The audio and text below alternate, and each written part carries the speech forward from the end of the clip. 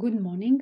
I'm Artene, PhD in Oncology Nutrition, and today I will present in short a story about ketogenic diets in breast and gynecologic cancer patients. According to the old Byzantine fault, once upon a time two generals wanted to conquer a highly fortified city. Today, the multidisciplinary team wants to conquer cancer. Then and now, the only chance to win is synchronized attack, and sadly in the day-to-day clinical practice, traitors arise. The first traitor seems to be obesity because it increases the risk of developing many cancers, among which postmenopausal estrogen receptor positive breast cancers and low-grade endometrial cancer. So, nutritionists worldwide gather their forces to boldly go where no one had gone before, and, like in the Nike commercial, just do it. Just that there are two problems with the just do it approach. First, oncology dietitians are few, most patients barely having access to general dietitians. And second, according to data, everyone has something to say about nutrition. There are 7 billion nutritionists on the planet, some healthcare professionals with little formal training in nutrition and no awareness of oncology nutrition guidelines. So some ignore 15-year follow-up data showing less deaths in breast cancer patients on low-fat diets and propose ketogenic diets as a solution for addressing the elephant in the room. Because apparently there's a lot of science behind it, and because according to the Warburg effect, cancer cells are dependent on aerobic glycolysis to survive, thus decreasing carbohydrate intake should starve cancer. So, to be or not to be, this is the question. To answer this question, please allow me to introduce another traitor you may be missed when analyzing some of your cancer defeats, the Dunning-Kruger effect. When you're outside the field, the little information you just came across seems all you need to know. You got it, you're all set, and you simply cannot understand what's the big fuss. How come everyone doesn't see things as clearly as you do? And it can happen to all of us. Oh my God, you should hear how confident I talk about axillary dissection for ITCs or micromets. But although the less we know in a field, the more confidently we talk the talk, when it comes to walking the walk, there are 4 basic things one should know before considering ketogenic diets in oncology settings. The most basic oncology nutrition guideline is that cancer patients require a higher protein intake than the general population. So, what exactly is a ketogenic diet? Ketogenic diets are many things according to whomever we ask these days, but first and foremost, they are not high protein. While many equal low carb with ketogenic, there are 2 types of low-carb diets, low-carb high-protein and low-carb high-fat diets. Ketogenic diets are low-carb high-fat diets. And there are even published studies that make this slip up, although most patients asked about what they ate during the so-called ketogenic diet answer lean meat, salad, and maybe some fruits. But a diet below 70% fat intake is not ketogenic, and thank God for the confusion, as the protein intake for the standard ketogenic diet is the same as the one recommended to the general population, with the therapeutic ketogenic diet protein intake decreased to as low as 5%. So please, mind the gap between oncology nutrition and lay weight loss nutrition. Oncology nutrition addresses the metabolic impact of the diagnosis and treatment, supportive care, helpful on the day-to-day basis because unlike the general population, cancer patients experience on one side mucositis, diarrhea, constipation, bloating, dysphagia, and nausea, influencing their ability to digest many foods, and on the other side, fatigue, disturbed sleep, and emotional distress, influencing their ability to control their eating behavior. Although many of the available studies simply label low-carb diets as ketogenic and people with all sorts of tumors as cancer patients, efficient oncology nutrition is as personalized as the many individual cancers and their treatments. And even obesity impact is different in different cancer populations. For instance, obesity impact is different in breast versus gynecologic cancer patients, and so should be these people's oncology nutrition.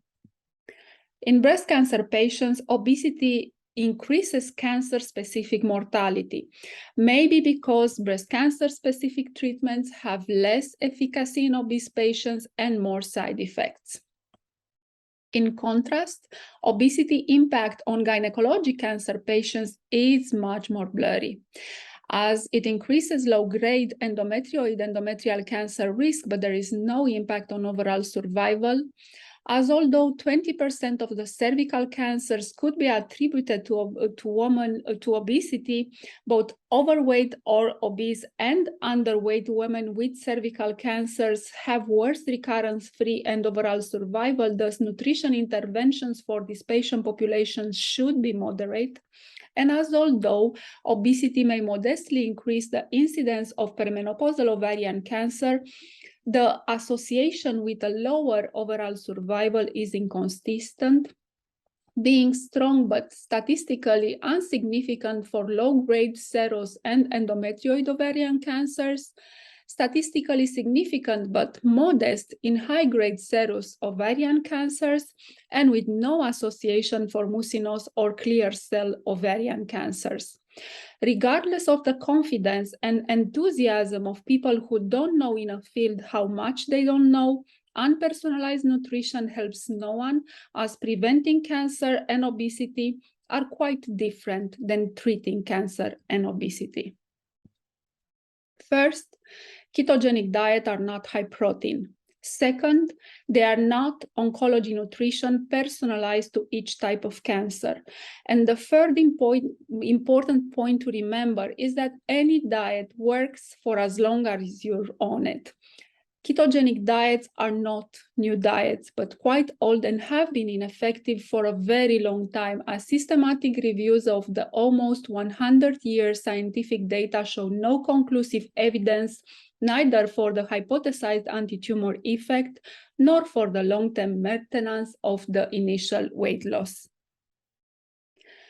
Now, many of the available ketogenic diets come from neurology, showing that even when it comes to such a vivid motivator as preventing an epilepsy seizure, only 3 out of 10 adults still follow the diet at 12 months. The basis of the low long-term adherence is the highly restrictive nature, as following a ketogenic diet means to take out whole categories of foods while loading up on fat. And this gradually builds eating disgust and has social consequences. In oncology nutrition, we aim to somehow have the patients eat enough to be able to hold up their harsh treatments. Not too much, but also not too little.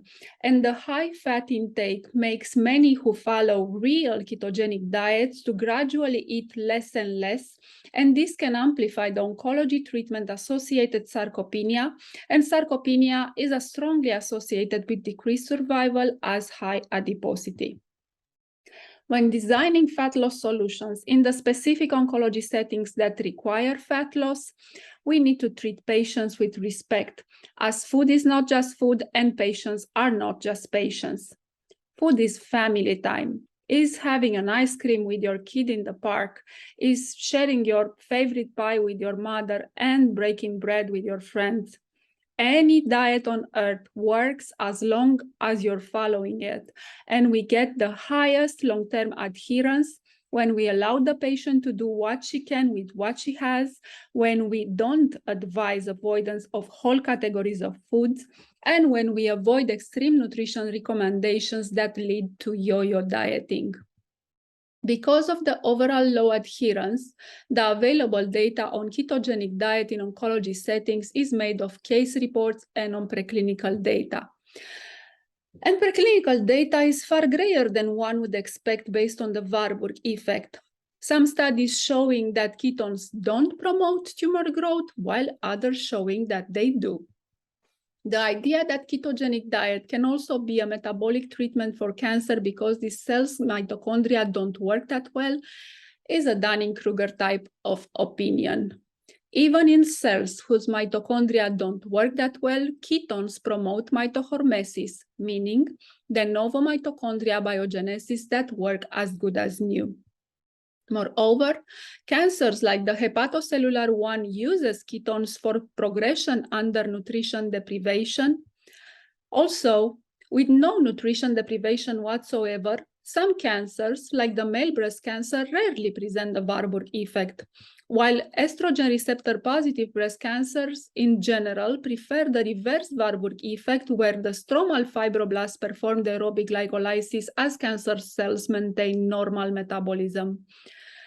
And other types of cancers simply default to increased lipid metabolism, among which EGFR non-small cell lung cancer, BRAF-positive melanoma, the most aggressive and treatment-resistant type of bladder cancer presents increased lipid metabolism, as does the high-grade serous ovarian cancer and the HER2-amplified breast cancers.